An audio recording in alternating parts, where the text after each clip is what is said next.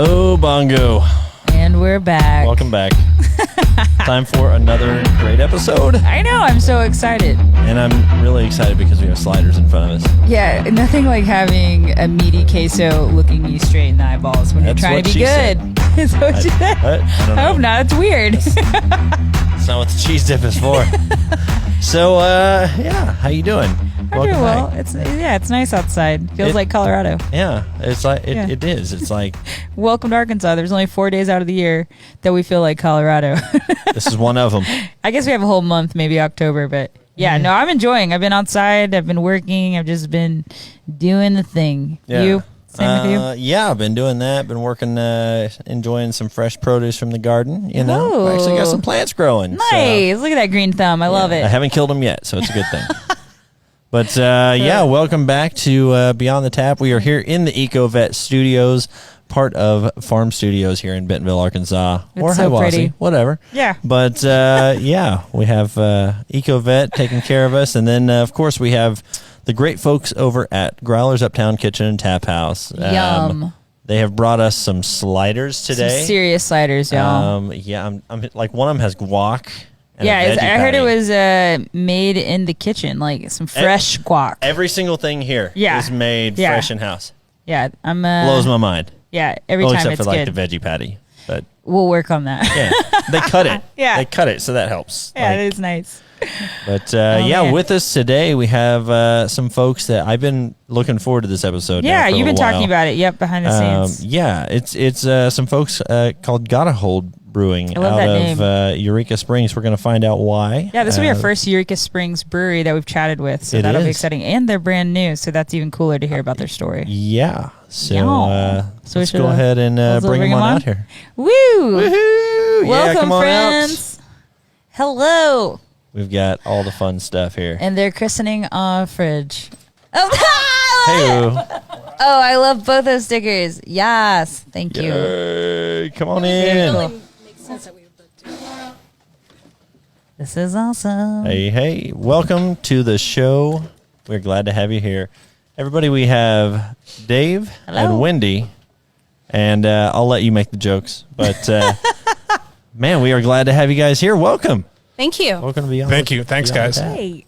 So Eureka Springs, you guys are living there now. Now, are you from Eureka Springs? No, I'm originally from Oklahoma. Okay, all right. Cool. Sorry. Yeah, and yeah, me too.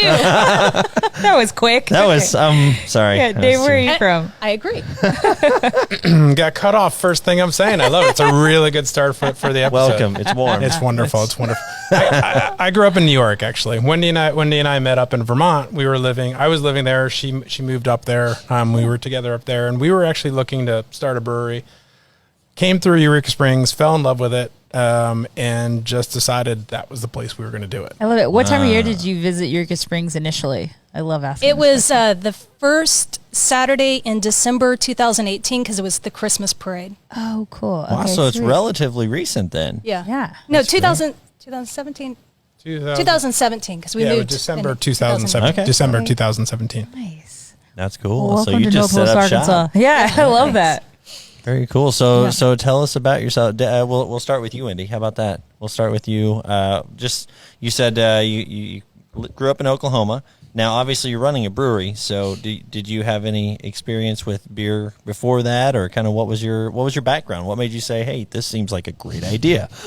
Well, my best friend was involved in Long Trail Brewing, so I had a little bit of experience from that end. But when I was living in Arizona and Phoenix, a friend of mine, Greg Fretz, who I went to college with, started Phoenix Ale Brewery, and I worked with him at festivals and helped pour. And then when I moved to Vermont and met Dave, he gave me a lot more education on brewing and became a Cicerone Level 1 and decided that I could easily sell what he makes because it's so good. It makes marketing super, super easy. And so I knew what he was doing. I knew what our values were together, and I knew that we could make something that was really special. All right, that's the podcast right there. I love it. We're over. Good night, everybody. That was great. That's awesome. I love to hear that. And Dave, I mean, that's quite the compliment to you then. So tell me, how did you get into beer? Tell us about your history with that. Sure. So I studied engineering in college. Engineering was challenging, but not particularly fun. And I had a professor during my sophomore year taught me homebrewing. He was this really cool guy. He was in the civil engineering department at Rensselaer where I was going to school. And, we actually had him at our fraternity, and he taught a homebrewing class. It was sweet. And I just got hooked on the process. By the time I was a junior, I was thinking, like, how am I going to do this? How am I going to get into this as a thing? And luckily at the time, this was in the early 90s, the first craft breweries were just starting to pop up. So when I graduated in 1992, I talked my way into a job at Long Trail Brewery, which is at the time was a very small brewery in Vermont.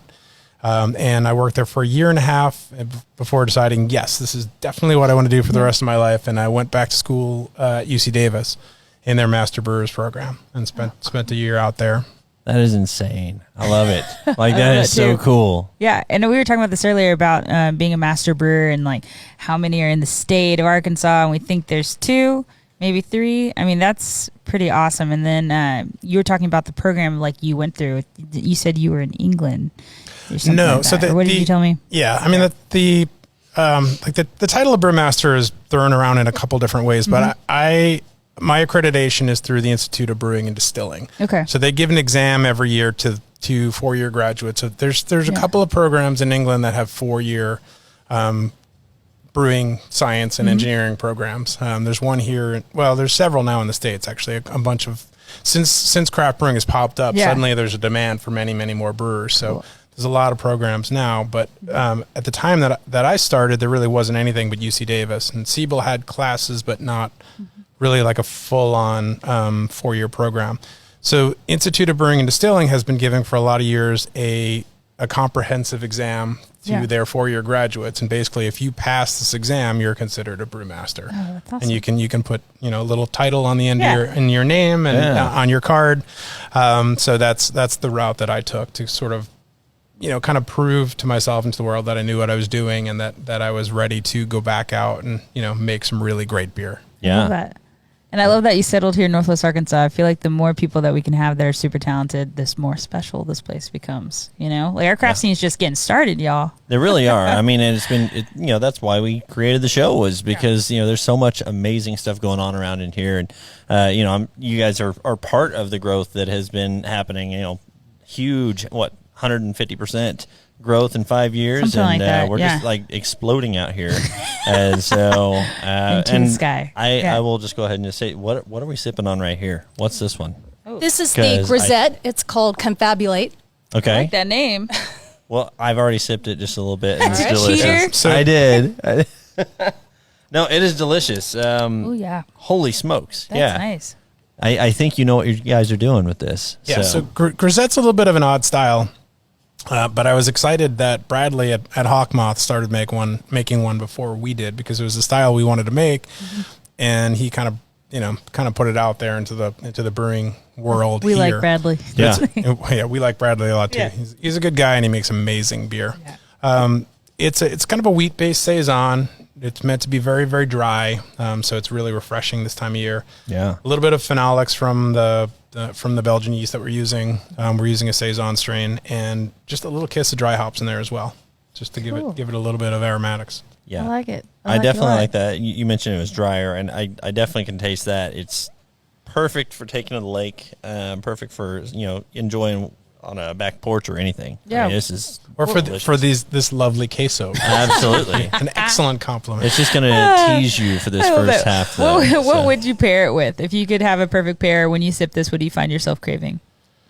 This beer would go really nice with a lighter cheese. It would go pretty well with that. Like the darker meats, probably not so much, but it would because it's very dry. It would do a good job of cutting through things that are very fatty, and kind of a lighter thing. So I mean, I would absolutely love to dig into that, and probably we will at some point. Yeah, definitely we will. Definitely. Thanks, Seth. That's here for us. Seth brings it, and he knew. Kelsey, he was like, that'll go well. We have another fun tie here today, totally different than our normal. So we actually, we mentioned Growler's Uptown Kitchen and Tap House is our food sponsor, and we understand that Kelsey actually works for Growler, and she works for y'all, right? Oh, how cool is She that? does. Kelsey was introduced to us when she said that she wanted to do what we call beer school at Brews in Eureka Springs last year. It was an introduction to prepare for the Cicerone Level 1 exam. And she and her partner went through all of them, showed up every single week, drank all the beers, studied hard, and became a Cicerone Level 1. And Nice. we're super proud of her, and she's now getting ready to do Level 2. That's sometime seriously soon. cool. Woo. And she's just a wonderful addition to our team. Yeah. I love that. Yeah, she's a rock star, and everybody knows her. I think, or not every. She more Kind of people. a big deal. Well, in one way or another. I mean, like everybody just- knows Yeah. Kelsey. Wait, so what's Positive, this they know. beer school? Like, is it a beer school you created, or is there something in Eureka that's like a beer school? Yeah, it's Something we created. something that we created. So we were looking to, I was at the time I was working at Brews, which is a beer bar in Eureka. I was buying the beer for Brews and just really looking to try and take up the education a little bit. Yeah. I feel like, I would watch people describe beers to customers. Customers would come in and say, "Well, I don't know what I want," Yeah. and really just trying to help people to get better at describing beer. Yeah. So that, and when somebody Help comes people. in, Yeah. It's like a common language kind of thing. absolutely, Okay. absolutely. Yeah. But also just how to talk people into trying different things. You get a lot of people at a place like that who are tourists. They've come into town and they wander in and they say, "I don't know, I don't really like." It, we hear this a lot. I don't really like IPAs or Oh, something. we hear that all the time. Yeah. Something Yeah. like Yeah. that. And I'm like, That's you too don't know hot. what you like. Sure. And they'll say, "Well, I don't like it because it's hoppy." And so, things are like hoppy. generally what they Yeah. mean is that they don't like it because it's too bitter or they've had a bad experience. And so Yeah. if you can talk, if you're as a person in the beer business, as a server, if you can talk effectively to them and talk them through and get them to Yeah. understand what the tastes are and what they're looking for, you can often get them to try things that they wouldn't otherwise try. And that really, I think, is a key in getting the brewing business to expand and getting people to enjoy beer more. Yeah, we talk about that from time to time, that a lot of times when people say, I don't like beer's not my style, or I've had an IPA or a stout I didn't like, I'm like, the beer spectrum is quite large, Yeah. and you just have to keep trying, and eventually something will meet your eye. But having someone guide you with your palate, it's like, do you like something sweet, dry? Yeah. That's important. I think maybe that's something that we'll get through too. I have all my study materials that I got from my friend to study to be a Cicerone Level 1. Well, all right. Maybe that then. should be a challenge. Let's do it. All right, I just signed us up again. All right. The other component Yeah. on the beer school, if I Yeah. can add to that, is that Ginger Johnson is a friend of ours, and she wrote a book for the BA about beer tastings. And one of the things that I heard her say in a talk was that servers who know their beer and they know how to pair it and they know how to describe it make more money. Oh, I Absolutely. believe it. And one of the things that we're trying to do is economic justice Yes. within our brewery, and we want to make sure Yeah. that the people in our town are able to make enough money to be I love able to that. survive through the winter, because it is very tourist oriented, and there's a Yeah. lot of time in the winter that goes really down. So the more Yeah. they're able to do in the summer months, the better they are throughout the year. Oh, 100%. I love that. I mean, that intentionality is so important especially right now. Do you find that the demographics of your tourists skew older? They are. Okay, so is your hospitality workers, did they skew younger, or is that like a similar range? Because that can have a lot to do with it too. Because I know Absolutely. if I'm speaking to someone and I don't know what I'm talking about, it lessens my credibility, and therefore it would Right. hurt me to sell. Yeah. Yeah, I think the servers in Eureka Springs are pretty all over the board in terms of Yeah. age. Okay, cool. I'm running through all the people I know. It's like, no, it's not. Yeah. They're all Yeah. over the place. But I think Eureka is a cool place. I like to say it has a counterculture. It's like two completely different demographics that can be awesome to party with, also scary. Yeah. Yeah. But I think, that's got to be an interesting mix to like just be in that world. Eureka's fun. Like I go once in a blue moon and I'm like, I'm having too much fun. I need to go home. Yeah. Yeah. No, absolutely, and I think what's funny is we're talking here, and I hear you talking about the local economy there, the tourists and things like that, and understanding that the town is what it is. But I know you guys have not been there for a whole long time, right? I mean, you Right. said 2017, and just the way you guys have come in and embraced that, it's just been huge, and I think that's really cool. One of the things we talked about before this a little bit was that you have now, what is it, as of today, is that right? Or as of this week, you guys have been open for a month? Sunday, yeah. Okay, all right. Yeah. So what's it like opening a whole new brewery in the middle of A global- just a pandemic? A global pandemic. You're assuming I know what it would be like without a pandemic. Yeah. I like her. Compared to last time we opened it when there wasn't. Well, it's like we went out riding the other day. Me and some friends went out on the mountain bike trails, and he looks down and he goes, "Wait a second, how long have you been riding on those tires?" And I was like, What do you mean? These are the tires the bike came with. I've just been riding with it. This is just what I do." And he goes, "Bro, those are gravel tires, and and you're riding on mountain with gravel." And he's like, some trails you and could, I'm like, but "Well, not I don't really. know any different." It's not good. And I think that's the key term there was I don't know any different. So I just had been powering through it. So Here, the interesting story is that we closed on our SBA loan on March 13th, and the governor shut down schools on March 15th. And so we thought, well, what do we do? Do we just kind of wait 2 weeks and see what it's going to be like how is this affecting?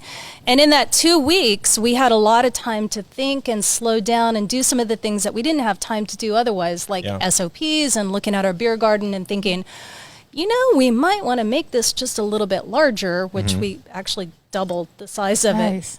So there were things that happened that I think we were able to watch, and because we were pretty ready to go construction wise, but it took a long time for our equipment to come in. So that gave us even more time to watch as bars started reopening and restaurants started reopening, and it really guided us in how we would show up when we did open. And I think I'm grateful for that. Yeah, because if It's you a can mixed survive blessing. this, you can pretty much rock anything, right? Yeah. Yeah. I feel like we were lucky that we weren't open in a way because we didn't have to shut down. I do feel like, I don't know, I wonder if people are it feels like people are more conservative in what they're doing. They're going and doing things they've done before as opposed to trying a lot of new things. I think that's just maybe a symptom of what's going on right now, as people are, when they're going out, they're going to their old favorite haunts. It's their social comfort food. Which doesn't necessarily bode well for a new business. But I think we're doing great, and we're really excited about being here and being open. Yeah. Our shout out to people is be adventurous. Yes. Stop being boring and try new things. Support your local businesses that just opened. Hello. Okay. Oh yeah, no, absolutely. And again, I think that still plays back into why we're excited to have y'all with us, because I know for me, for the longest time, you find a brewery you like, it's within a couple miles of your house, and you just kind of go to that one, or maybe two or something like that. But trying new ones, and especially giving a great opportunity to new breweries and bars and everything else that are around, it's just really cool to, when you open that door, you can help support not only yourself, but all the owners, the staff, everybody there. I love that. Yeah. Yeah. I want to taste another beer. Yeah, I know, right? Yeah. We got, So our next one is the Hypothecation. Yeah. These names are dope. Yeah. So this name came from a legal document that we received. And Dave is a walking dictionary. He knows so many words that I don't. And I said, "What's hypothecation?" He said, "I don't know." And we had to look it up. And it basically is if we still don't know what it means, but it's a cool the name. Hypothesis, or what's that? It has to do with not having the legal fiduciary rights to property that you. It's a very strange. That sounds like it sucks. That sounds like it's not a happy letter to receive. Yeah, exactly. I don't like that. It makes me stressed. Yeah, this is a Belgian wit. A Belgian wit. I actually, these are one of my favorite. It smells beers. awesome. It smells kind of tart. I haven't tasted it yet, though. Oh, not tart at all. No. So it's got just a little haze, but not a lot. Like a little. I like this too. Pretty clear. I think probably the keg's been on tap for a little bit, but the I love that. Yeah, it's a traditional Belgian white. Yeah. So wheat, unmalted wheat, fermented with a Belgian strain that produces some of those kind of phenolic notes that you get, and coriander, orange peel. There's just a little hint of chamomile in there to give it something distinctive. Okay. I can. It's kind of soothing. So is that? I have enough of it, and it definitely is. So you mentioned. So is the yeast what makes it officially a Belgian? Style, or what's there are Belgian wheat beer yeasts that you can get out there, and we did use one, but the key thing really is the wheat base and the coriander and orange peel, and so it's a beer that's not high on the bitterness scale, so there's not a lot of bitterness there. It's really the balance is more of like a lighter, sweeter with the spiciness from the coriander. I was gonna say I can taste the coriander the more I drink there, and just kind of let it sit on the tongue. It's really good. Yeah, it is nice. I noticed that the type of styles of beers that you are doing are not your average ones, which I really appreciate. Not saying I'm over ambers and IPAs and things like that, but and like you said, you're friends with Bradley, and that's kind of Bradley's style as well, which makes it exciting. And also I think kind of encourages or motivates other breweries around here to think outside the box and try something that may be a little more challenging or just different, not what they're used to. Yeah. I mean, you were saying earlier that there's just a lot of room to run. There's a lot of growth. Yeah. We absolutely see that. I mean, living in Vermont, I think supposedly there are more breweries per capita than anywhere there. Okay. There are definitely more breweries in Vermont in a state of like 600,000 than there are in Arkansas. Okay. Yeah. Alex, road trip. Yeah. And things kind of blossom there a little bit sooner than here, but we see that same sort of potential here. I mean, this is a very, very cool area. We think there's a lot of growth. We think there's a lot of room. And we obviously want to carve out our niche of doing, kind of interesting and edgier beers, but there's absolutely, a space for, like you said, the amber ales and the IPAs. Yeah. Those are great beers, and there's a time and place for all of them. So I think, it's a very, very cool scene here, and I think it's in Northwest Arkansas specifically. I mean, you've got Natural State seems to be doing the lager thing. Bradley's doing. Yep. He's doing kind of, the witchcraft thing. Yeah, the witchcraft. Exactly, but we think there's a lot of room for growth. I mean, we think there's going to be. I mean, you could easily, quadruple or more the number of breweries just in this part of the state. Well, speaking of uniqueness and awesomeness of your brewery, your name. Can y'all tell us about the name? I like it. So there were a lot of names that we had picked out that we loved, checked them out. They were trademarked for various reasons. And he had gone back, and we were both like, oh, do we go with Hartman Brewing, which is our LLC? Mm-hmm. But we couldn't quite say yes to that. Okay. And when he went back to close on our house in Vermont, I went out to have a beer, and some friends introduced me to some of their friends, and they said, well, what brought you here? And I said, we're opening a brewery. And for whatever reason that night, I decided to ask the exact same question back. And it was the third time I'd heard this response. And they said, this place just got a hold of us. Mm-hmm. And I thought, this is it.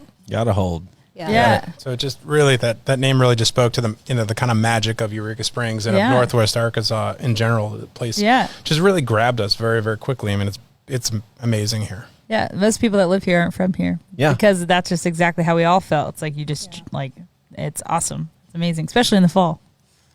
And I felt like it also matches our beer, because even before I knew who Dave was, I was drinking his beer, and I was having it shipped out to me in Phoenix, or when I would go out to visit my best friend, I'd take a whole bunch of it back, and I'm like, man, this is the best beer ever. You guys got to try this. If you're ever up in the Northeast, you got to try it. It's the best beer ever. And it really is the beers that he makes got a hold of me. Yeah. Aww. And I think that is going to be true for a lot of people, not just me. No, I can definitely say I will be purchasing this, not just on the show here. So I'll make sure that Are y'all distributing? We are just getting into distributing. We're going to do some draft distribution. Okay. So being so new over there, I mean, what's obviously you have a large history in brewing.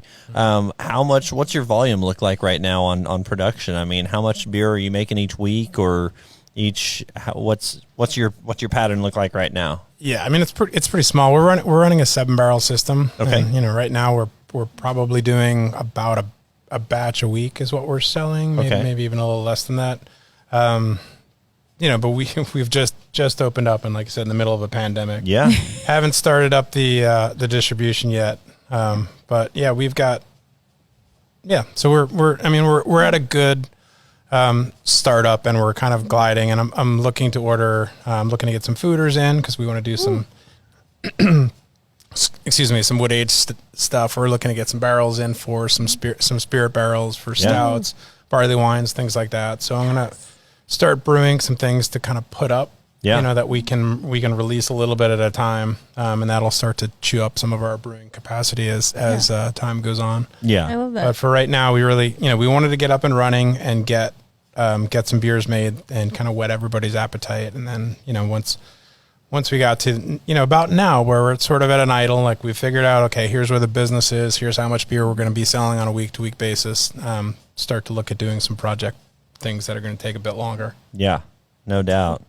Well, and I was actually looking on your website earlier, and there was a layout of your beer garden. You was talking about that and how you doubled the capacity on it. So I can imagine between your 7-barrel system there that you're currently working on and having the extra space. I mean, have you seen the locals turning out pretty well and showing up? We are, and I feel very fortunate that we have because we have a higher risk population, because there is a large retired community there that are coming in and saying, we haven't gone anywhere in 4.5 months, but we're coming here. And they're coming back. And that means a lot to me that we're doing the kinds of safety precautions that makes them feel safe enough to come back over and over again. I love that. My heart just exploded. Yeah. Because, it's important to feel safe right now. I mean, and to have the space to try to do things that you once loved, and having the absence of that is pretty heartbaching. Yeah, I know the time that we're going through right now as of recording right now is definitely the biggest challenge, I think, socially that most of us has probably ever seen, just from the standpoint that it's been a total pattern interrupt for us of everything we normally do and places we go. And so it's really cool to have you guys in here and see that you're making it accessible for folks that they've been shut in for a while and they've not been able to go and enjoy their life. Cheers to that. That's cool. All right. Cheers. All right. Doing good things for people who need the beer. That's what's up. We started getting emotional. Coming back, we're going to say things that are tough. We're just going to go awkward after this. I know. So, don't be so awkward. All right. It looks like we're ready. You're ready for I'm another ready. beer. Let's do it. I'm good whenever here. Yeah. So, I mean, I have empty glasses. While that's what I have a mouth for. While I'm pouring, so the beer garden is we have a dump glass. Beer garden is like an acre and a half. Okay. So our occupancy is like 198 people, I think. Acre and a half? Something like that. We can fit more than that in the beer garden. Yeah. And it's worked out really well because people will come in, they'll get their beer, and go out to the beer garden. So the parking lot will be full, but the inside will be completely empty. You know, it's like, wow, it seems like we're dead, but everybody's outside, hanging out, listening to the music.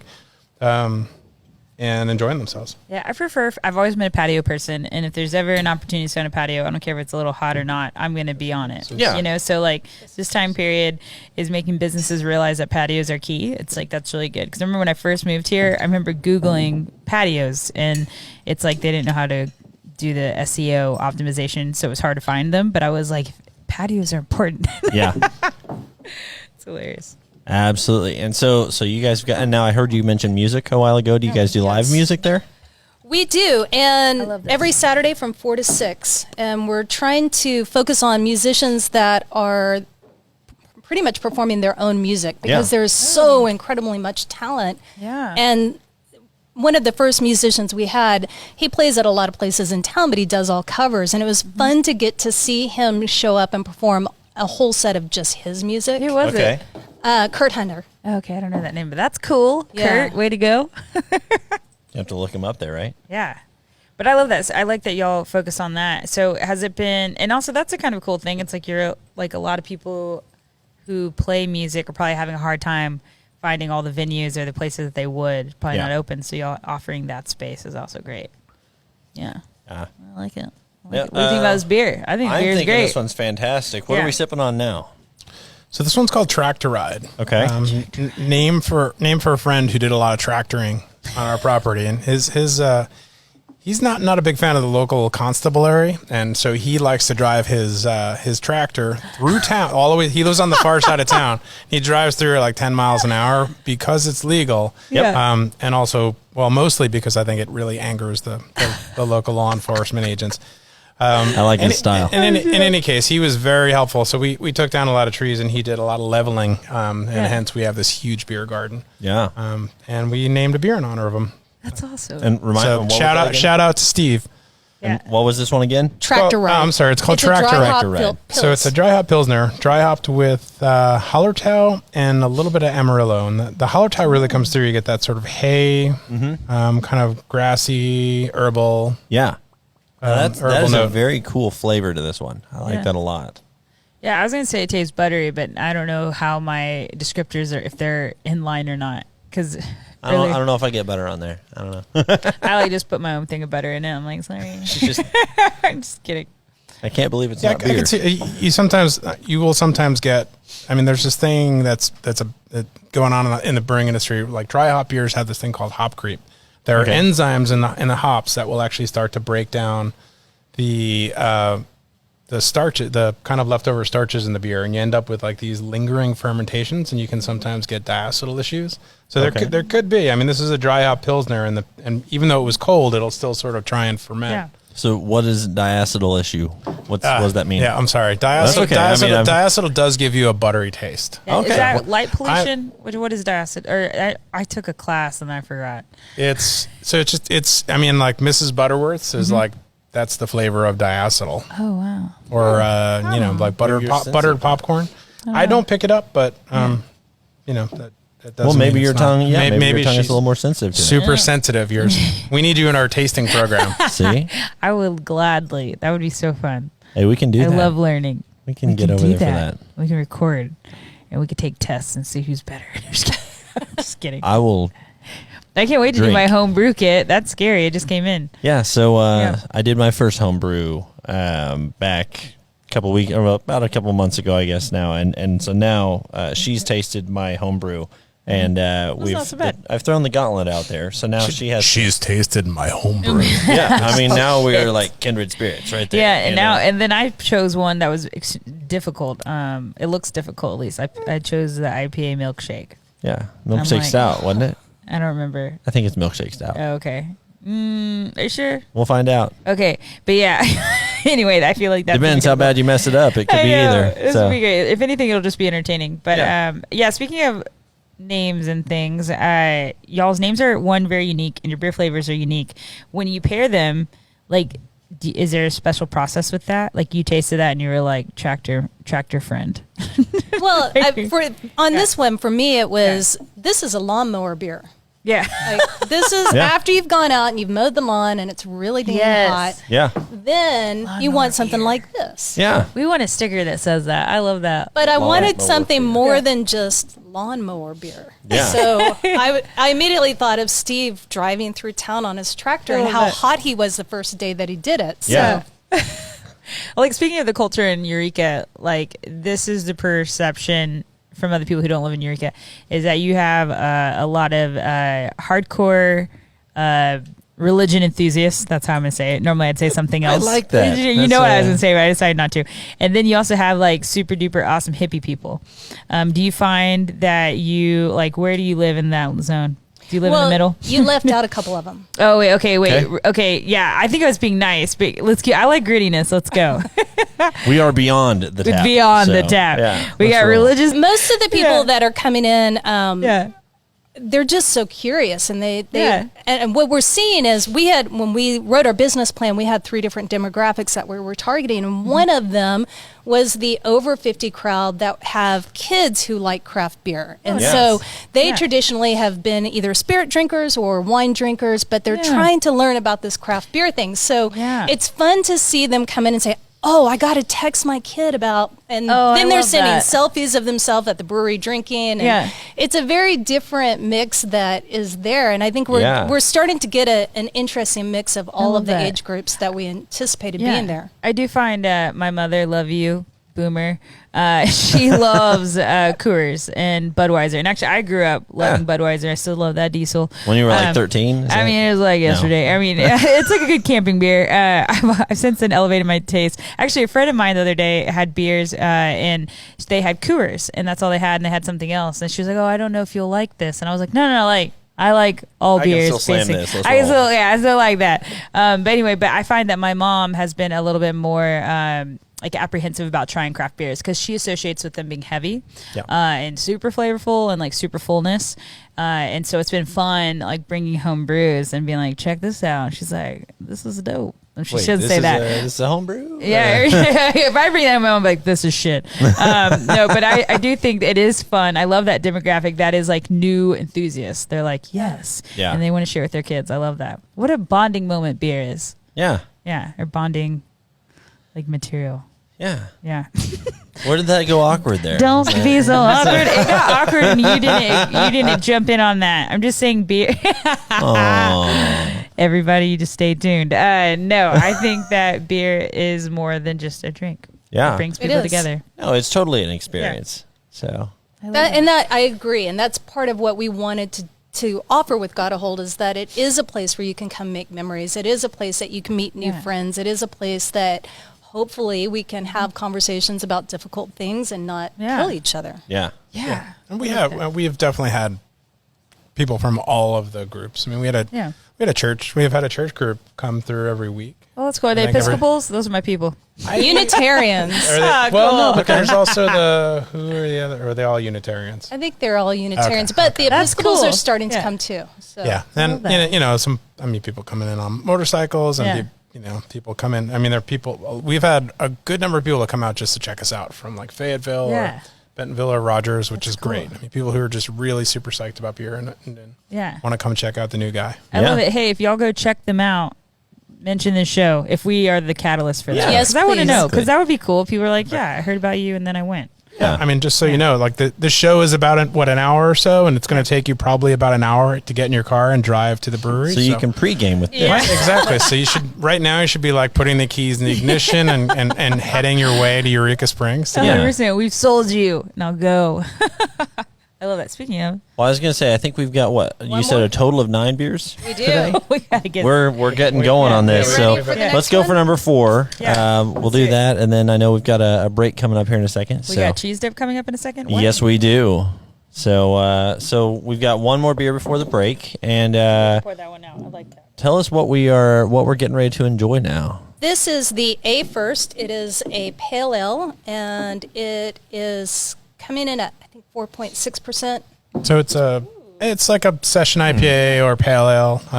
Really modeled it after one of my favorite beers of all time is Sierra Nevada Pale Ale, which is the classic. We had someone else say that who was on the show recently. That is a great beer. Anyway, it is. I mean, I mean, when I was at UC Davis, it was $4.99 a 6-pack and What's up? Safeway. Yeah, those were the good old days. But the beer is as good now as it ever was, and this is modeled somewhat on that, but just kind of turbocharged. So I would say if they were making that beer today, it might taste something like this. Yeah. Definitely classic. The hopping is a mix, but that you get that fruity kind of background and a nice firm bitterness. Yeah, I like that hop bite to it there. Mm-hmm, that's really, really good. I like things that taste like this, that are like so strong in their flavor that you like can't deny what it is. Yeah. Like I love that. Yeah, and 4.6%, so you can drink drink a few of them. Yeah. Party. Well, I'll tell you what. This is. What would you say if a listener was asking? Are there any of your beers that are very similar to something high on the market right now, like something else, a big name out there, or your overall taste? I mean, because right now I'm going through here, I'm not really comparing this to anything because these are all very unique, very delicious. But I mean, is there something that you kind of aim for, or something that you could just say, hey, here's the introduction if you like that? I heard a rumor that your sponsor thinks this tastes like his favorite beer. Oh yeah, yeah, that is. He's not even listening. Seth, come on. What's your favorite beer, Seth? Oh, that one you brought the first time. Yeah, the Two Hearted Ale. Yeah. Agreed. Bells. A very, very good beer. Yeah. Very cool. Classic beer. Very cool. So I think that's knowing how much he loves that beer. That is that's a high compliment. absolutely a high compliment. I Oh, would take that as a compliment for I love sure. that. Should we take those good vibes into this cheese dip? I mean, this break. Yeah, break. That's what I meant. No, absolutely. Let's do that, and let's see what great beverage that Andy is getting ready to help us make here from Devil's River Whiskey. So let's go to them and Thank you, word Andy. from our sponsors. We'll see you here in a few minutes. Hey everyone, what's going on? It's Brian. Welcome back to Sip of the Show. This is the segment of Beyond the Tap where you get to learn to make fun drinks to make in your very own home. Now, I'm excited because just before we started rolling here, Andy gave me a little sneak peek, and something that is now available, has not been made before, or has not been made available before, Right. I should say. And so we get to break it to you guys here on Beyond the Tap. So Andy, what do you have for us today, man? So today we're going to go a little more involved than we have. We've kept it pretty simple, and I'll be the first one to say whenever I come up with cocktails, if I can't do it in 4 or 5 ingredients, I scrap it. Okay. Well, this is really maxing me out on that. But I had a vision, and I really wanted to tie it all together, and I think I came really close to doing that. So I grew up, my mom's favorite holiday candy is a Terry's Chocolate Orange. Okay. You're familiar, right? You Absolutely. get them, smash them on the table, get little orange pieces of chocolate and orange goodness. Well, I wanted to do that, but I really wanted to highlight our new Devil's River coffee whiskey in that. This is the new thing. This is the fun thing. Coffee whiskey. Yeah. So this is a product that's out there in the world that we're super proud of. We've already won a gold medal with it in San Francisco International Cocktail Competition. It is our International Spirits Competition. Excuse me. This is a full 80 proof coffee whiskey. So what you're getting is when you have this in the glass, what you're smelling is coffee with a little whiskey in it. But when you taste it, it tastes like whiskey.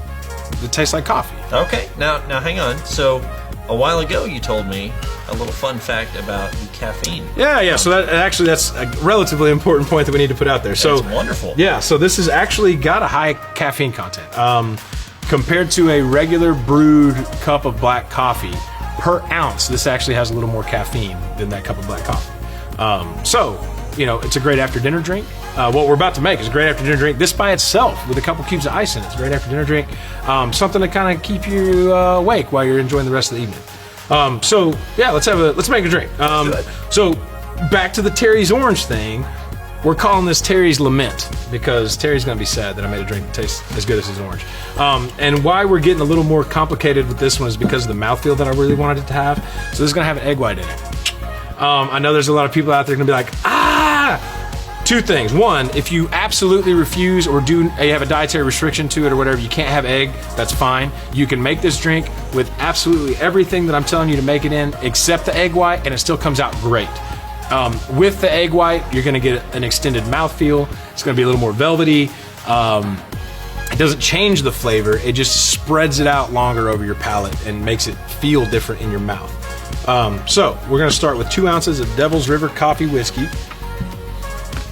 directly into a shaker tin. This is going to be, because we're putting egg white, we're going to shake this one, but we're going to use a technique called a reverse dry shake.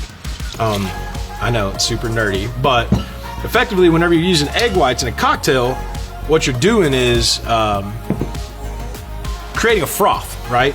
So a reverse dry shake effectively gets it cold first, and then you can froth it as much as you'd like to, as opposed to if you dry shake it and then chill it, you have the opportunity of your froth being taken away from you, and that's not what we want in this cocktail. That's fantastic. We've got 2 ounces of Devil's River coffee liqueur, 3/4 ounce of creme de cacao. I suggest a light one. There are dark and light out there. Pick a light one. They tend to be less sweet. You want less sweet. And then we're going to do... drawing a blank. Here we go.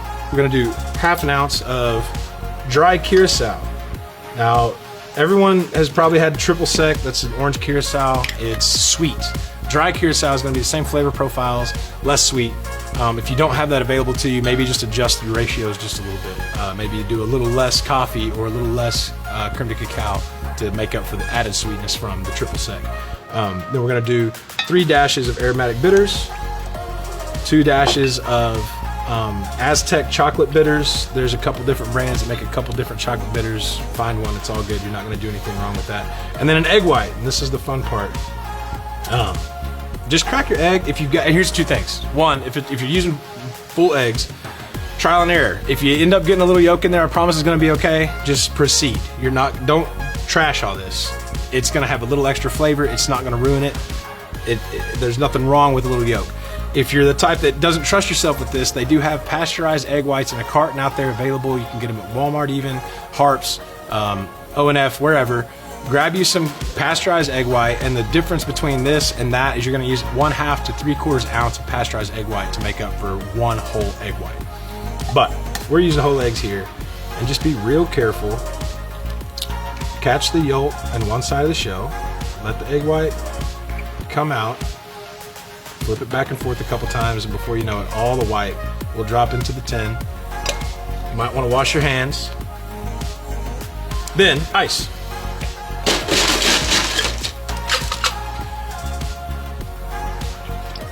And just shake this really well.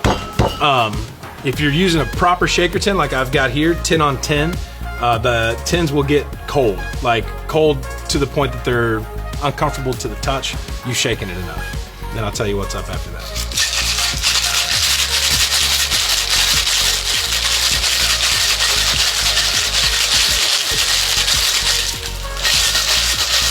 It gets boring, sorry. This thing about egg white drinks, those that can see, you can see how frosted the tin gets. And if you can't see, you're going to want to go to our YouTube channel because you're going to want to see this. It's true. Or you can, obviously, YouTube channel, you want to watch the podcast. You can also find some of this on my social media because I'll be posting everything that I can about this as it comes out as well. Now, this is the part where the reverse dry shake comes into play. You're going to strain the ice out of this. Just pour it down into your smaller tin or your pint glass, whatever it is that you're using to cup your tin with. Because you're going to discard the ice and you're going to put this all back together and shake it some more. So get a good strain, dump your ice, and then come back with your tin and give it a solid another 30 seconds of shake. You'll start to hear it froth up. It's nothing crazy, but if you pay attention as you're shaking, you'll hear it froth up and get a little thicker in the tin as you go. You're trying to think like the consistency of like a really loose beginning of a custard or something like that. You'll hear it start to froth up. You can hear it. Yeah, it gets a little thicker. The sound is changing. Now, this is going into a chilled coupe glass, so if you've got a coupe glass or a martini glass or a juice glass at the house, whatever you've got, as long as it's at least 5 ounces, it'll be able to carry this. Chill it by just putting some ice in it, let it sit while you're making this drink. Okay. And then you're just gonna smoothly pour this drink into your glass. Smooth, just to keep the integrity of the foam that you just built. Yeah, it's got a nice like espresso color to it, a big frothy head on the top of it. Similar to those beers you guys like so much. We do like beer. And then let this foam set a little bit. And I'm just talking a couple of seconds, but you can see how there's a line developing where the foam is coming to a head. Once that foam is there, it's got the body to carry something else. And that's where I throw a few dashes of orange bitters. If you've got a dropper bottle, use that just for the sake of calibrating. These can be a little jumpy, but just a couple dashes of orange bitters in the top of that. Again, we're playing to your nose. That foam will hold those bitters from going into the drink and keep it in your nose. So you smell it as you're drinking, but it's not really affecting the overall flavor of the drink below.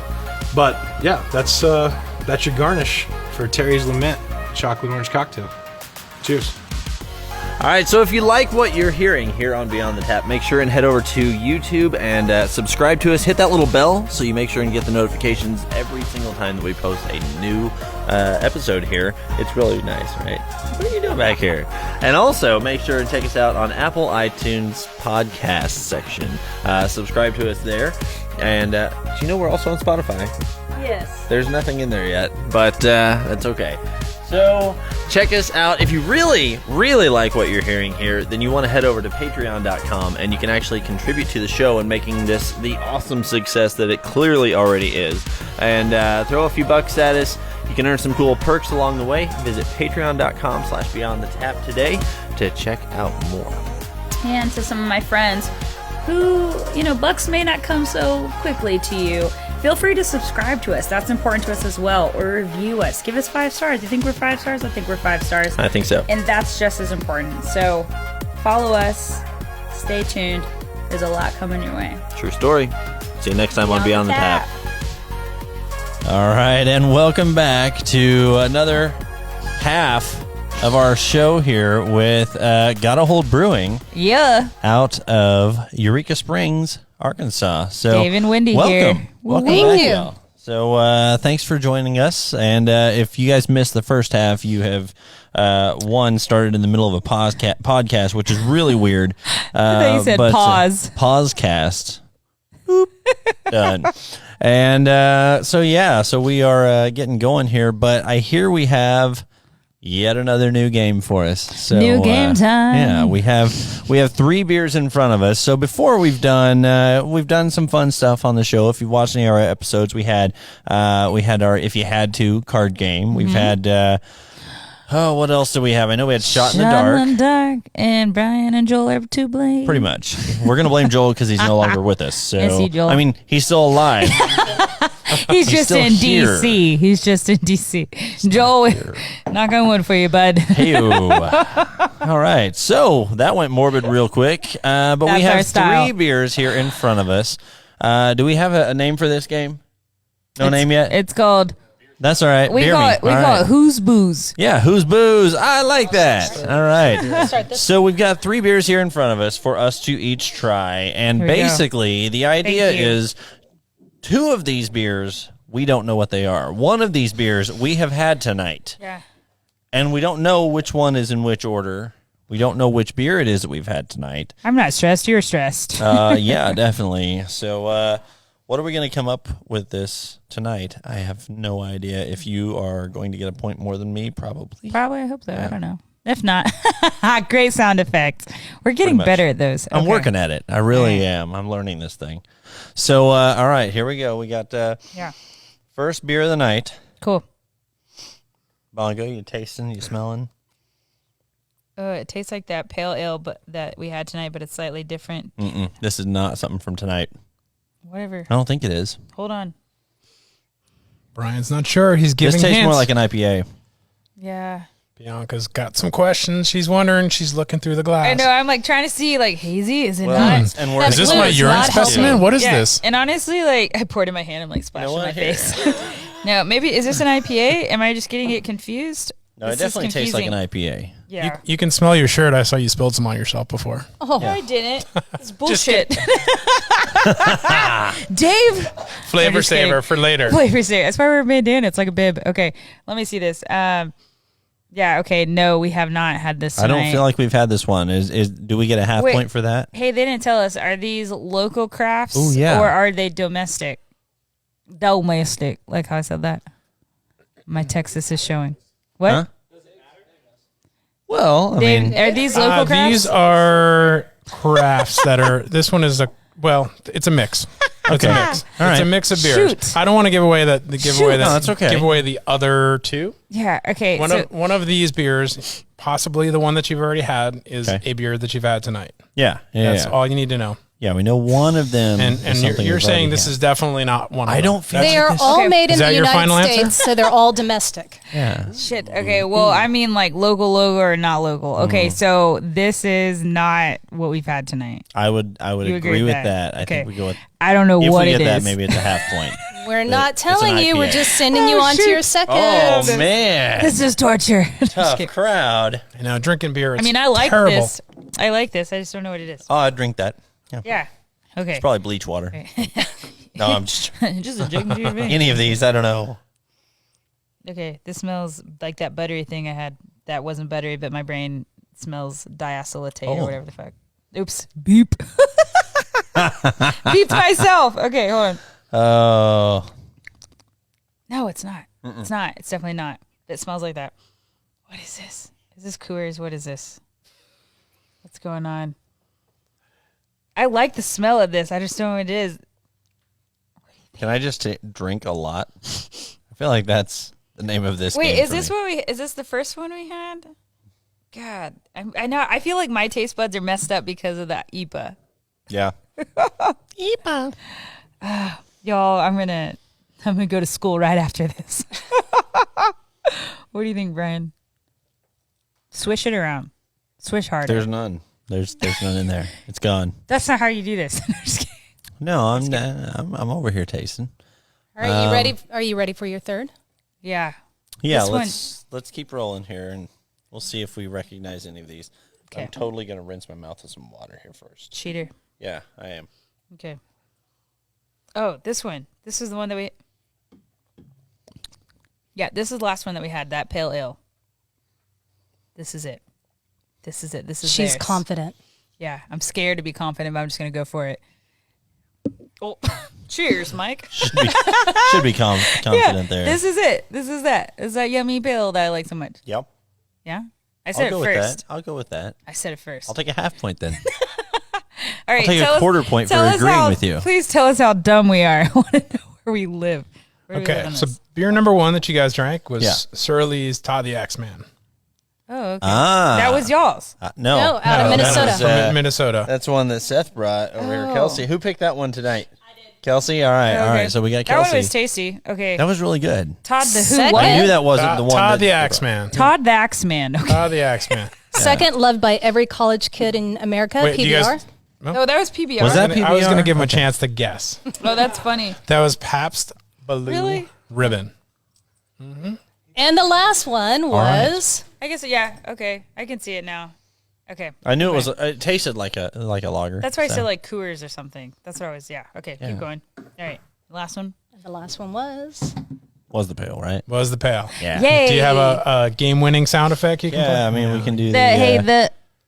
There, all There you right. go. That is all for bongo. We got our air horn in here. so happy. Just zoom in on my happy face. Hello. All right. Well done, you guys. There's your animated Nice, gift right nice. Hey, there. we don't completely suck. It's so amazing. This will be great. Not totally, except Hey, for when me. we promote ourselves, just play that over and over again. I You just- don't like really suck. Yeah. I'm gonna keep drinking this. Okay, here we go. well, we have something better for you. Ooh, hey, look at that segue. That was so great. All We right. are back in the second half. We got 5 beers left in front of us, which means this is going to be party time tonight. So, Rich. what do we have coming up here? I've heard that we're changing series. Is that right? We are now into the Bold series, Okay. and this is our IPA. It's called Bury the Hatchet. It is 6.7% ABV, and it is a nod to Carrie Nation, who used to Oh. take hatchets to bars, but she Yeah. had lived in Eureka Springs just before she died. So we Dang, wanted that's cool. to bury the hatchet. Yeah. So what's funny is we actually love this. just learned about Carrie Nation back whenever RG Macon and Carson was here. Yeah. And not gonna lie, when they first started talking about her, and they said, you know, it was during Prohibition. She used to go into bars with her hatchet, and I go, what exactly is she doing in there? And Right. then realized, oh, it was you got for to the admit, bar. Brian, I that's gotcha. that's pretty hot. It's hot and terrifying. Yes. Yeah. It's like you don't disrespect that woman. No, ever. no, don't not at all. disrespect any woman. That's right. So- Don't forget that. But especially not one with a hatchet. Dang. Yeah, that's why I always straight. carry one with me. Just kidding. That's keep awesome. bongo Yes, I keeps think me in line over she here. died in Eureka, as I understood. Or, Really? or Okay. I lived there right at the end of her life. Right at the end of her life, yeah. Yeah.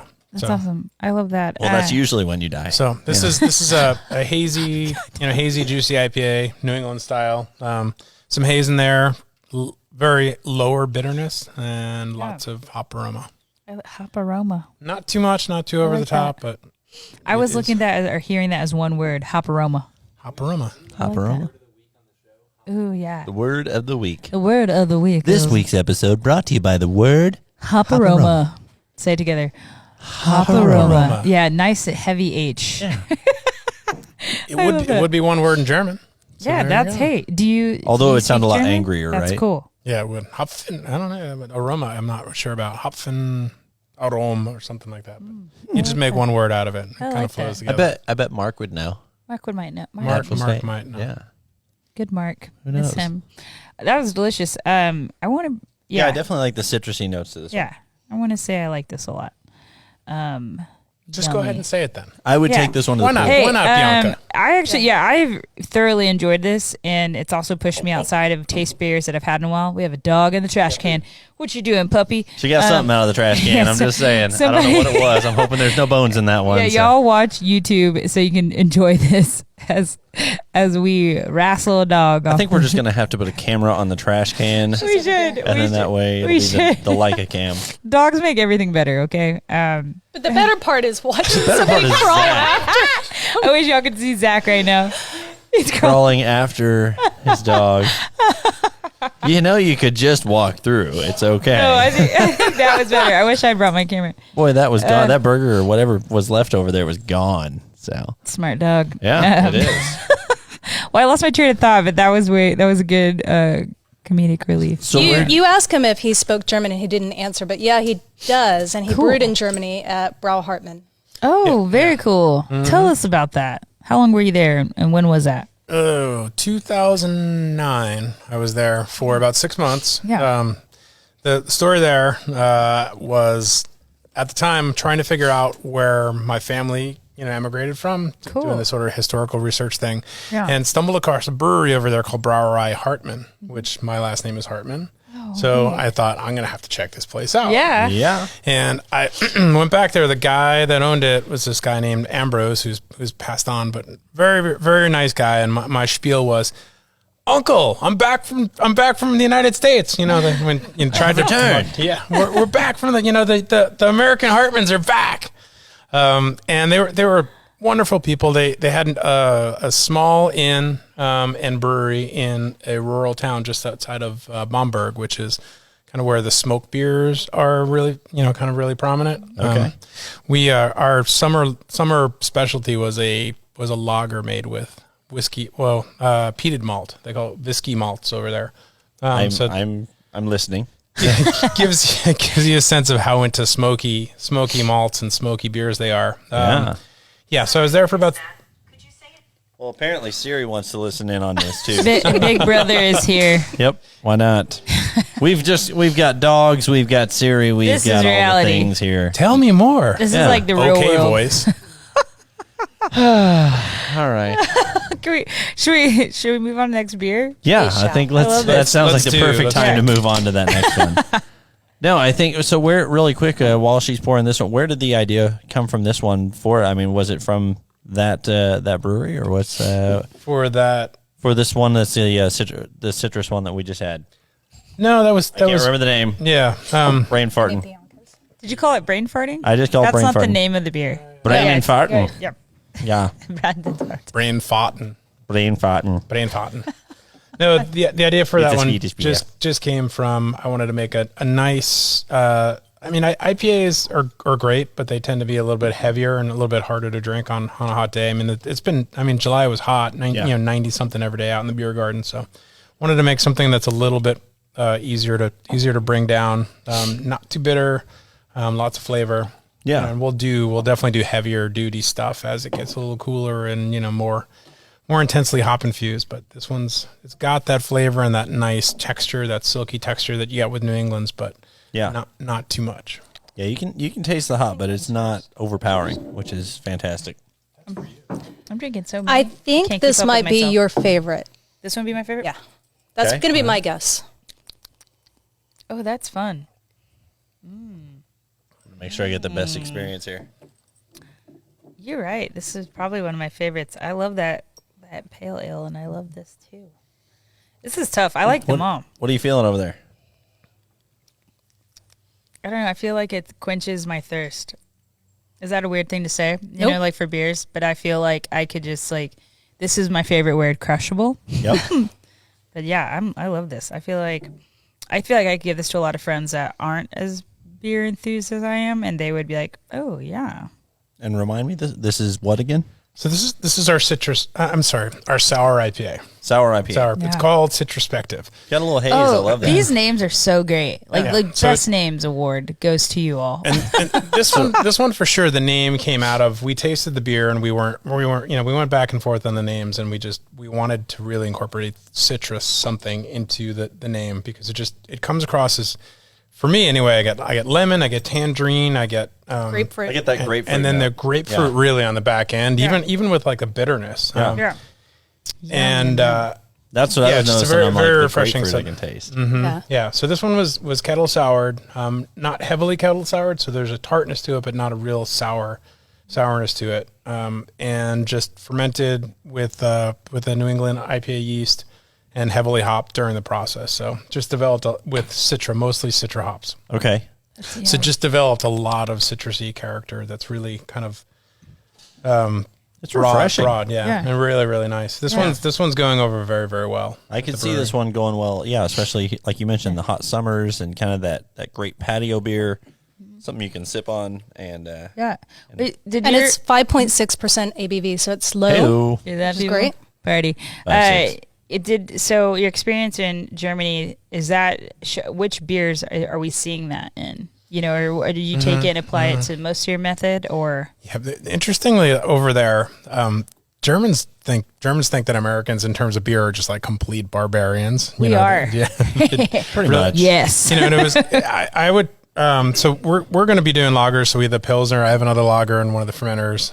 So we'll probably run a lager, maybe a couple lagers at a time. You know, we'll do an Oktoberfest in the fall, and we'll do a Bock beer. It won't be a lot of what we do, but it'll be part of it. Yeah. And while I was over there, I really got a good taste for lagers. And that is absolutely what they do in Germany really, really well. And I did try very, very hard to convince them that we could differentiate the brewery by doing, some like hoppy, like IPA types beers. And they're, the brewery has been a brewery for 500 years. Yeah, it's and amazing. they're kind of like, They don't break it like. yeah, they're like, we've been doing this for a while, just stand back and, try not to get hurt kind of thing. That's a great idea, but no. Yeah. Well, speaking of your experience, it sounds like you've gotten to, learn or be around other people and they've influenced you. Like what experience maybe was the most influential or really left an impact on you?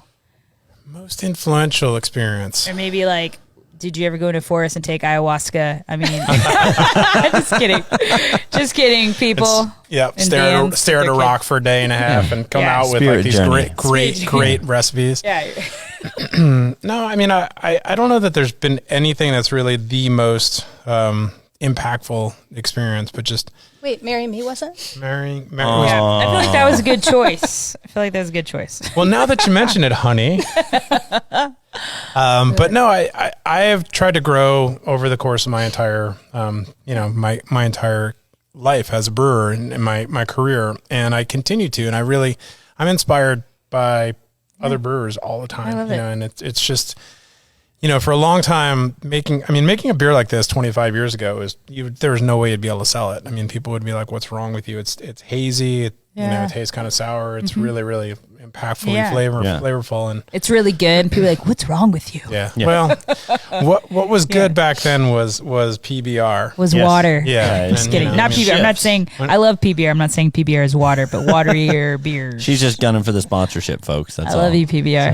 So, Yeah. Wait, so when you came here, did you travel or when you first came to visit, did you check out all the breweries around here? Did you try? I know that would be hard in a weekend or a week, but We made a dent. Yeah, please go ahead. No, what was interesting in growing up in Oklahoma, on our way up, we stopped in Tulsa to go to Prairie and American Solera, and Prairie.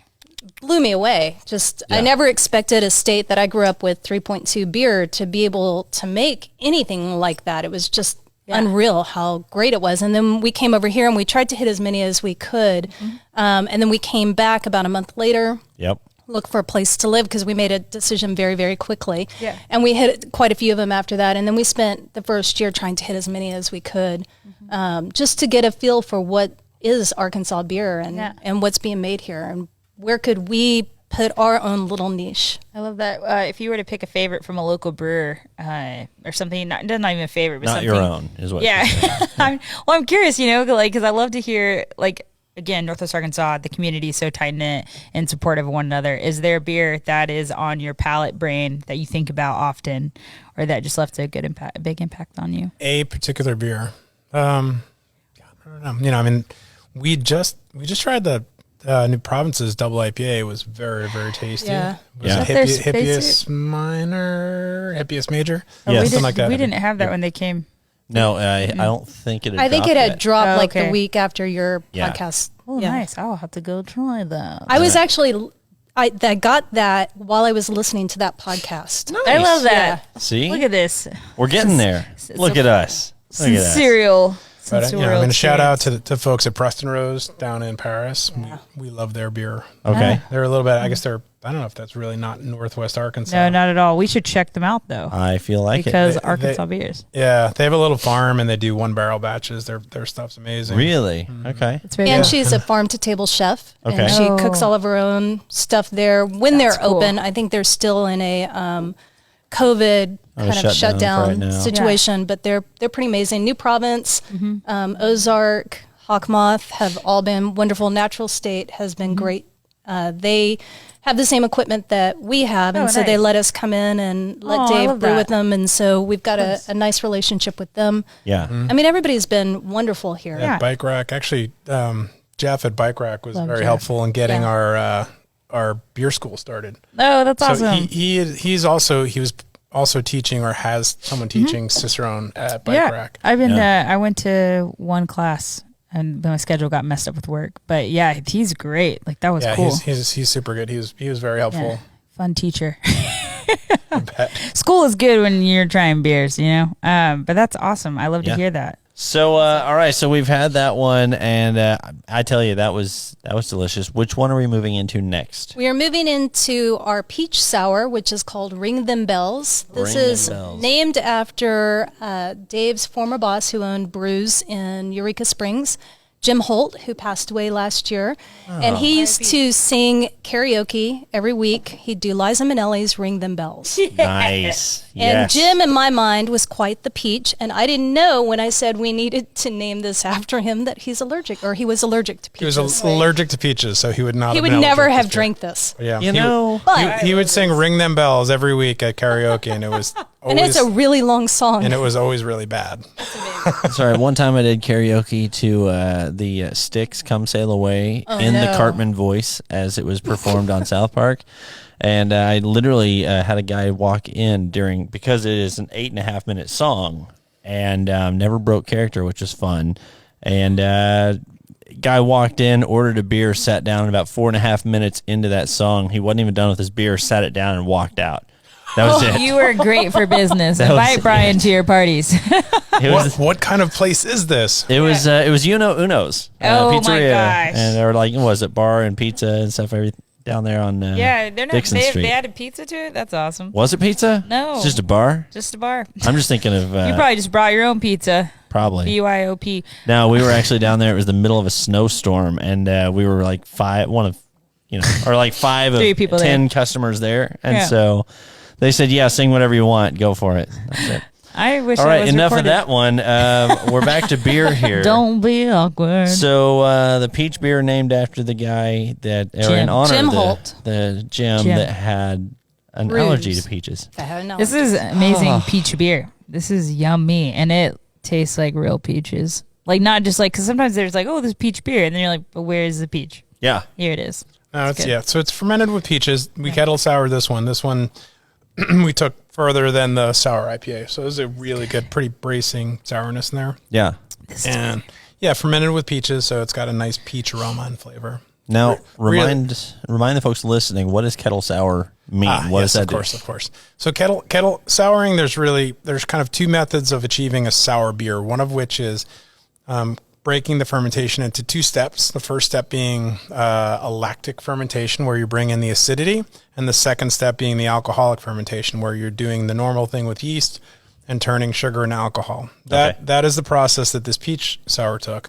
The other process is longer and slower and involves a combined fermentation with a number of organisms that will both sour and ferment the beer at the same time. And that's not something that we've managed to pull off in a month, but we're working on, and we will have those starting next year. Yeah. I think the only thing that I've ever had that actually comes to mind when I drink this one, Ivory Bill over in Siloam. They yeah. have a peach beer. Haven't had It's it. not a sour like this. So I love the contrast, because immediately in my mind, I'm I'm remembering the flavor of their beer. And it's more of a sweeter beer, where this is the sour, and it's delicious. This is absolutely fantastic. I think it complements that peach note very well. Yeah. I love that. The only peach beer I know of is the one that my ladies' beer club got to influence with Bike Rack, the Peachy Queen. Yep. But it's a Hefeweizen, and that's delicious just as It's well. a lot lighter than this. Yeah, that one is so perfect for summer. But I really appreciate the sourness. I like that. So what we do a lot of times, if people come in, they go, "Ooh, that's too tart." We'll do a half and half. So half of the nice. Confabulate and half of this, and it brings it that's into a nice awesome. little tastes like a Bellini. We're going to have that to come sounds over and try awesome. that. Yeah, that's awesome. Honestly, I don't hear about breweries doing that often, so that's cool. Like, meet people where they're I'm at. not sure that half of this brewery would do it if this half wasn't there. I think it's cool though. You meet people where What they're are you at. getting at there? Yeah. I don't know what I love you it. mean. I love this one. This one's been one of my favorites. I'm fine with it. I just think I find it funny that you managed to bring that up in this conversation. I'll say because it's not something that people typically do, but I think it's neat. I like it. This is getting Awkward. fun. Don't be awkward. But Okay. no, and it's funny you say that. So one of the things that's been on my mind over the last few minutes here is, have y'all done any collaborations, I guess, with local breweries, or is that kind of in the works, or any ideas in that, or are you kind of just sticking to your lane for now? And we're absolutely open to collaborations. I mean, we've only been open for a month, so we haven't really kind of worked that out yet. I keep forgetting that. However, this is a collaboration. This next beer is actually a collaboration. Love it. Well, see, love that transition, right? Oh, yes, thank you. With so there's a coffee roaster in town that actually just moved into our building. So now we have a coffee roaster in the building, which is Who is it? amazing. New Java Coffee. New Java. Shout out to Berlin. What up? What up? Yeah. So We're gonna try this out. Oh yeah, that smells good. That just woke me up. I'm awake now, y'all. So again, it's August, it's Arkansas, it's hot, so we didn't want to do for a collab with these guys anything too intense, like coffee stouts or an obvious home run. Yeah. This is a brown ale. We added some cacao to it, so there's a little bit of a chocolate. Everybody loves that. Okay. And there is some coffee that we put into the fermenter with the after the fermentation finished, and just a hint of cinnamon. Wow, that is delicious. Yeah. This one's gone over very well. It's really, the coffee's there, but it's subtle. It's not overwhelming. Isn't that good? It kind of melds with the other flavors pretty nicely. Is there? I mean, just out of silly curiosity, is there a time of day that this sells better at? Is it earlier in your afternoons, or is it later in evenings, or is it just pretty much It's any time? consistent throughout the whole day. Okay, all right. Yeah. I can see why. I mean, it's delicious. I want to do like a chocolate pairing with it. Yes. I'll have all the dark chocolates in front of me and just. Well, and I think this would partner really well with mole. With what? Mole. Ooh, yeah. I feel like, That'd be awesome. we're gonna have to try that out then. Yeah, like I said, I think we do a pairing episode. Maybe we take all the beers that we've had, we sit there and we just eat, and people watch us. Just kidding. And afterwards, I'll be 25 pounds more. Hey, COVID 25. Sure. Just kidding. Why not? We're counting up, right? Bad jokes. So this one is Hey-o. called Mexican Buddha, which is Belin's trail name from the Appalachian Trail. Oh, that's awesome. I have Okay, a friend who all right. did that. My friend Heather did that. What a cool thing to do. I wonder if they know each other. Probably not, because I was with her the whole time. I don't remember meeting Heather, but we don't actually What's use each Heather's other's trail real name? names. What's her trail name? Heather. I think it's something lavender, but I don't mean that she was on the trail with y'all, but I mean, I'm not that dumb. No, but I mean that like you might have found each other because there's different organizations and groups and things like that. But that is so cool. What was your trail name? Bubbles. Why was it? Can you share those stories, or those are things that are secret? No, because I carried Bubbles with me the first day. Oh, that's so cool. That we hiked, and I had to blow Bubbles. And I carried a can of beer wrapped in aluminum foil like my parents did soda cans when I was a kid. Yeah. Not that would ever keep it cold when you're hiking, but I really wanted a beer when we finished our first day of hiking. I way overpacked on that. We were doing through hiking. I never carried Bubbles or beer after that. Yeah, Hey. that's so cool. I love that. It's like you just. All Why not? the essentials. Why not bring rocks? Hey, That's it may cool. not keep it colder, but it hers- does keep the aliens from reading Exactly. its I mind. know why- I made a hat at the end. We were safe. It was all good. Oh, and I love Mexican Buddha. That's awesome. Yeah. Cheers to you. Cheers to you, Mexican Buddha. Yeah, that's so fun. I love it. Cheers. Cheers. Cheers, you guys. Cheers. Cheers. And this is delicious. So All All right, All right. I gotta clean out rinse glasses them out. because we've got one more that is super special to me. Yeah, Okay. I'm excited about this one. Our last one is the Black is Beautiful. Okay. Ooh. It is a national collaboration. All 50 states and a couple of other countries are now participating in this. Really?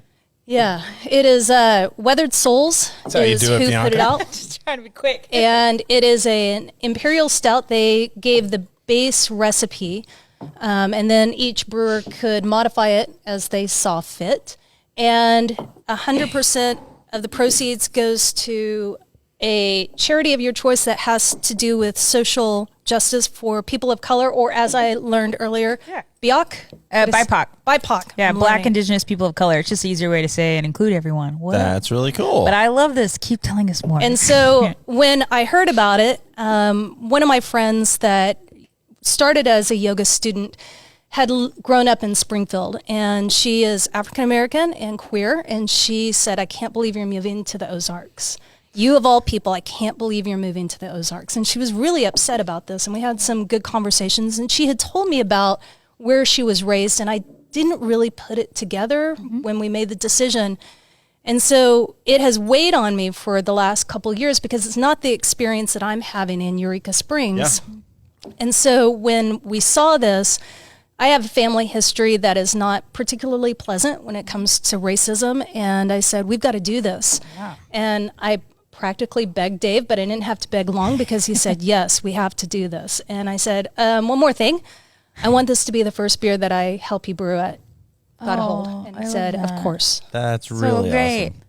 I love that so much. It hurts. Well, and Yeah. and I think that, you know, to take what you were saying a second ago a little step further, I think that's been one of the big things. Yeah, there are some areas in Arkansas that Yeah. definitely have that stigma, and for a good Some very reason. close to us. Yes, some within about an hour and a half drive, you know. I don't give a shit. But yeah, we got to fix that. Yeah, Let's exactly. just be And honest. there's some good people in Harrison. I just feel sorry for you all, but you're right. Northwest Arkansas, like Overall, this is we're changing. Yeah. We are changing. Yeah, and we always tell people, come visit Northwest Arkansas. No, I'm just kidding. I mean, I think having people like you move here, you bring this influence and this passion and this empathy that this area needs. Instead of saying cancel culture, I say embrace culture. Yep. You add to that. And so thank you for being here, and thank you all for doing this beer, because that is so important right now. It's like and people are afraid to take a stance because they're afraid of saying something wrong. I understand this is not a sprint, it's a marathon. Yeah. And it's like just the small actionable steps that you can take to try to make a difference and to stand in solidarity with the people that have suffered the longest, unfairly so. But Northwest Arkansas, like, I'm proud of some of the things that we're doing. Like, this is, and this might influence other people to take a chance and do something different, or to read something and educate themselves. So I'm going to get off my soapbox. So our charity, There you go. There you go. Hey, no joke. I mean, I don't want to make fun of that, because that was actually was really great. I think that's exactly what we're about here in Northwest Arkansas, and so to have y'all doing this and Black is Beautiful. This is delicious. Yes, let's talk about that too. so I do want to say our charity is the Northwest Arkansas Urban League Young Professionals. Really? Okay. Yeah. They're great. And they are very much, when we contacted them, they said, of course. Yeah. And then said, oh, and we should talk about other things we should do together. And I said, yes, of course. This is going to be a Absolutely. lifelong partnership, I think. Yeah, I have a couple of friends who are in that, things that they're doing are awesome, and they're fun to work with. And if people are looking for organizations to partner with, they're great. So for awesome. our listeners here, tell us just a little bit more about, because I've heard the name and I know about the organization. Yeah. I don't know a lot about what they do, how they impact our local society here. So find their mission. do either of y'all want to chat more about that? Hold on, I'm gonna just read you the mission so I don't butcher it. Okay, that's totally fine. We'll But just my friend Todd Jenkins and my friend Brianna Kitchen are the ones that first introduced me to it, and then through my work with Bike NWA, we partnered with them on an event. Yeah. And hold on, but what will you do? I think it's extremely important. Like Bianca was saying, like you're saying as well, that those who have a voice take a stand. I don't think that we need to cower back. I don't think that we need to be obnoxious about it either. I think there's a time and a place for a very real, solid conversation. And I feel like the time that we're in right now, it's awesome to be able to just speak up and 100%. have that conversation. Yeah, So. and have other people that are, maybe at the same pace as you. Like I said, I think vulnerability is so key in every area of life. But to understand that you might not always say the right things, and you may be confused on how to express yourself, but there are more than enough resources out there and people that you can tap into in organizations like Urban League. But here's what they say on their What We Do page. The National Urban League works to provide economic empowerment, educational opportunities, and the guarantee of civil rights for the underserved in America. That's really cool. Pretty dope. So basically the way I've always looked at it is it's kind of like an organization that helps uplift and give people a space to get connected. And I feel like there's a lot of professional development in that. So kind of get the gears turning. Really. Yeah. So kudos to y'all. Can we cheers one more time? Kudos Absolutely. to y'all. Cheers to this. Gotahold. It's been so delicious and awesome. I mean, is there anything else like you said, this is something you're really passionate about. You've been working with them. There's future collaborations that you might be doing with Urban League or other organizations? Yeah, so we were talking, I talked to Brandon today, and we're looking at what can we do to start preparing now for 2 years from now for future elections, because we have some representation in the state that doesn't represent me. The people. 100%. And doesn't represent a lot of the people that I've met in Northwest Arkansas. And I think we need to change that on a national level. And so we're definitely going to be working together on that. We do a thing, Dave and I work Thursdays, and we do a thing on Thursdays where we donate 100% of our tips to the charity of the month. And last month was People Helping People. Okay. And they they get prescription drugs for people in Carroll County that can't afford it. And we were able to raise $750 last month for them. This month it will be answering the call and the Grannies Fund, which provide food for kids during the school year, especially if they don't quite qualify for the free and reduced lunch program or they fall through the cracks for some reason or another.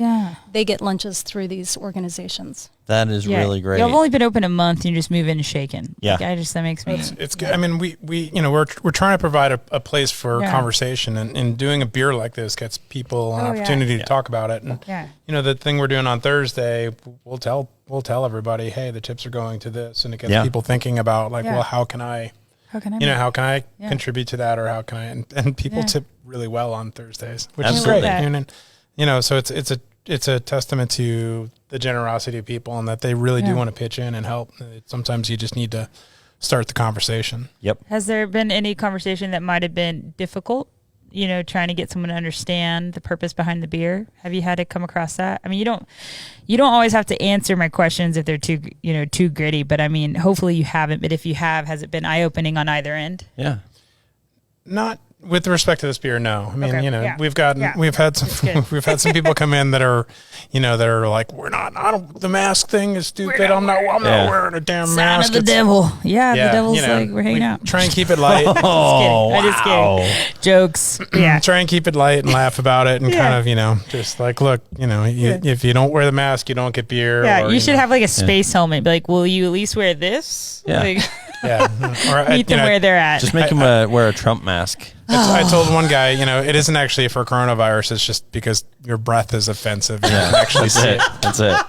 And it was one of those jokes where you're like, I don't know, this could go either way. You're scared. He's either going to take the dude was much bigger than him, so he should have been scared. I was like, oh man, you said what? That's why I like to say, just kidding, like right after the joke, just kidding.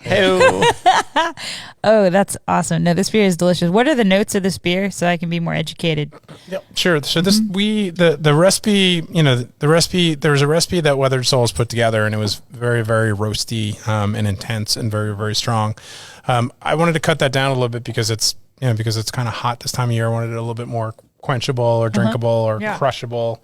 This isn't really crushable. You can't call this crushable, but you can, but then you would be crushed very quickly as well. Yeah, exactly. It's crushing, not crushable. Crushingable. Yeah, we went with a lot of chocolate malt, brown malt, and looking really for more like a chocolatey. Yeah, that's what experience. I get from it. Mm-hmm. Yeah, I get a lot of very dark, like a high cacao, dark makes me chocolate. feel like I should be in a sweater and I should be like enjoying a patio as the fall crisp air moves in. This becomes the ASMR part of our show where we get right here.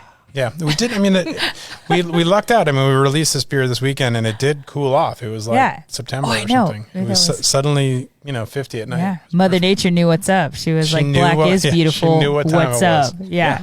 I'm excited to come visit. So y'all talked a little bit about your patio space off air. Can you share a little bit more about like what someone can experience? Like you said, you have an acre.